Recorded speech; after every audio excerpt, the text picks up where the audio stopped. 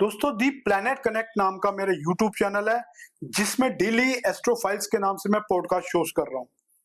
मेरा podcast show का उद्देश्य यही रहता है एक नई पर्सनैलिटी को आपके सामने रखूं, उसके सितारे क्या बोलते हैं वो आपके सामने रखूं और उसके सितारों से मैं उसकी पूरी पर्सनैलिटी को आपके सामने डिस्क्राइब करूं। तरह तरह के व्यक्तित्व मेरे शो में आए। अभी बहुत रिसेंट में मैंने ये शो शुरू किया है। डॉक्टर राजन सिंह बिहार के स्टेट मिनिस्टर मेरे शो में आए थे। इंडिया ने 3 बार जिस एस्ट्रोलॉजर को astrologer of the year times of India award मिला है वो मेरे शो में आया था। वो मेरे दोस्त ही हैं पुराने।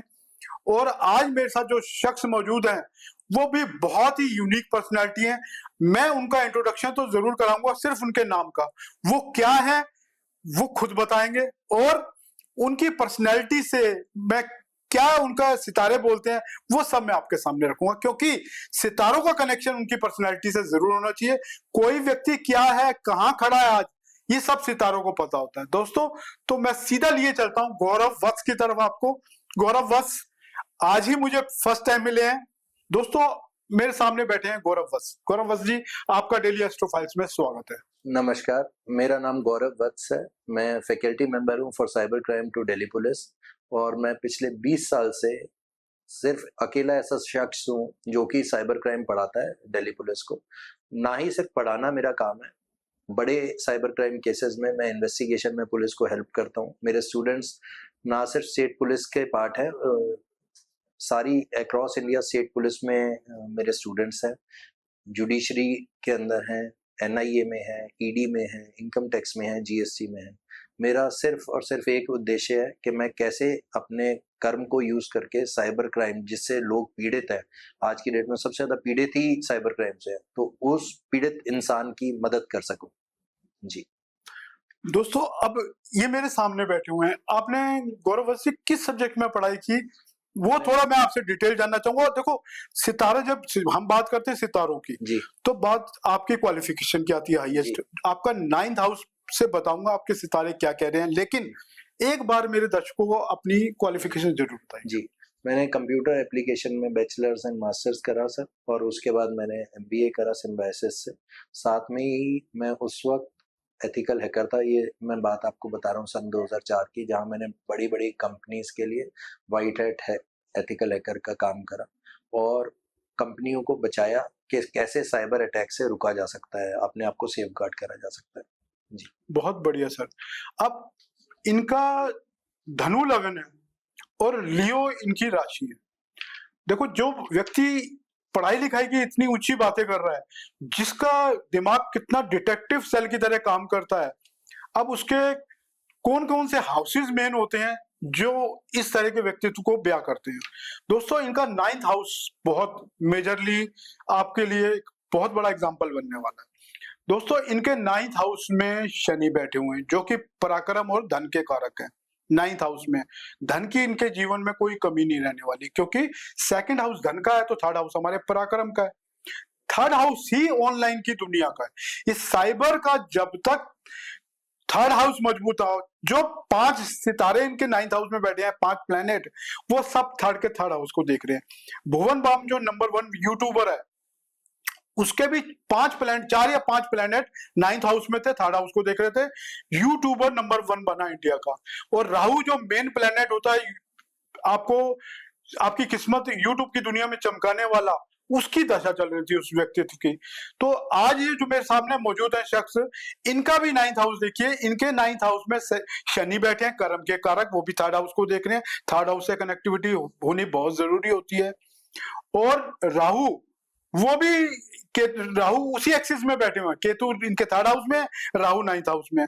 सन और मून, सन हमारी आत्मा है, वो हाईएस्ट पढ़ाई के घर में गई हुई है। मून हमारा माइंड है, वो हाईएस्ट पढ़ाई के घर में गया हुआ है। और शनि जो कि कर्म के कारक हैं, वो भी 9th हाउस में गए हुए हैं। एक प्लेनेट जो उनका और 9th हाउस में गया हुआ है वो वीनस है। वीनस इनकी कुंडली में लाभेश होके 9th हाउस में गया हुआ है और 6th लॉर्ड होके। 6th हाउस कहीं ना कहीं पुलिस से भी कनेक्ट करता है। और मंगल जो कि मेन प्लैनेट है, चूंकि डिटेक्टिव माइंड है, इनको किसी तरह से मतलब ऑनलाइन मार्केटिंग की दुनिया में जाके साइबर क्राइम को पकड़ना होता है, रोकना होता है। तो मंगल का जो कि मेन पुलिस की डिपार्टमेंट के सोर्स को बताता है, वो पराक्रम का भी कारक है मंगल, और इनके सप्तम भाव में बैठ के लगन को देख रहा है। पराक्रम में इनकी जिंदगी में कोई कमी नहीं रहने वाली। फिफ्थ लॉर्ड भी है, यानी फिफ्थ हाउस भी हमारी टीचिंग का है, वो सप्तम में बैठ के व्यापार के घर में बैठ के लगन को देख रहा है, यानी पंचम का भी लगन से संबंध बना हुआ है। जो भी प्लैनेट हमारे 9th हाउस में बैठते हैं दोस्तों, उनका लगन पे जरूर ट्राइन इफेक्ट आता ही आता है, क्योंकि भृगुनंदी नाड़ी में ये कहा जाता है कि ट्राइन के घरों पे भी, एक ट्राइन के जितने घर में प्लैनेट बैठे होते हैं वो आपस में एक दूसरे पे इफेक्ट जरूर डालते हैं। अब एक मेन पते की बात करता हूं कि इतनी रिसर्च माइंड इनके पास कहां से आया। देखो, रिसर्च के लिए लगन का लॉर्ड अष्टम में ऊंच का होकर बैठा हुआ है, जो कि जुपिटर है। जुपिटर कौन है? हमारी विजडम के कारक है। अगर जुपिटर अष्टम भाव में ऊंच के होकर बैठ गए, अकल्ट हाउस रिसर्च का है। अकल्ट हाउस ना केवल रिसर्च का है, बल्कि हमारी स्पिरिचुअल पावर को भी बताता है। आठवां घर हमारी स्पिरिचुअल पावर से भी कनेक्टेड है। कहीं ना कहीं हम बहुत बड़े दार्शनिक जो व्यक्तित्व होता है, उसका अष्टम भाव से संबंध जरूर आता है।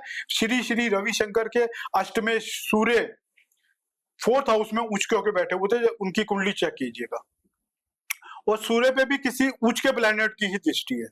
सो अष्टम भाव की अब बात करता हूं, इस जुपिटर तो बॉर्न विजडम हमारे जीवन में लेके आते हैं, लेकिन इस जीवन में जो सीखना है वो किसने सिखाना होता है? वो हमेशा हमें 10th लॉर्ड इनके मरकरी, वो भी जो कि कर्म को डिनोट करते हैं, वो भी अष्टम में। ना केवल मरकरी मैसेंजर ऑफ कम्युनिकेशन भी कहलाते हैं। अगर हमें किसी भी कम्युनिकेशन, जिस तरह के साइबर की दुनिया को ये डील कर रहे हैं, जब तक साइबर की दुनिया का अष्टम भाव यानी रिसर्च से कनेक्ट ना हो, तो मरकरी इनको रिसर्च माइंड दे रहे हैं। कंटिन्यू जो पढ़ना है वो मरकरी ने ही सिखाना है जीवन भर। जुपिटर ने तो एक बॉर्न विजडम इनको दे दी है, वो इनको उच्च का हो गया 8th हाउस में पहले से जुपिटर का आशीर्वाद मिला हुआ है। तो दोस्तों, मेरा जो ये पॉडकास्ट शो है, इसका उद्देश्य है किसी भी व्यक्ति की डेस्टिनी को डायग्नोसिस करना। तो देखो, आज बहुत छोटा सा शो है, थोड़ा सा इनका टाइम लिया, इनको मैं बहुत धन्यवाद करता हूं, इन्होंने मेरे लिए तो अपना कीमती समय निकाला। और मैं इनसे एक वादा लेता हूं, फिर कभी ना कभी बड़े शो के लिए जरूर टाइम निकाल के आएंगे। मैं इनका दिल से आभारी हूं। धन्यवाद दोस्तों। धन्यवाद सर, धन्यवाद दोस्तों, थैंक यू।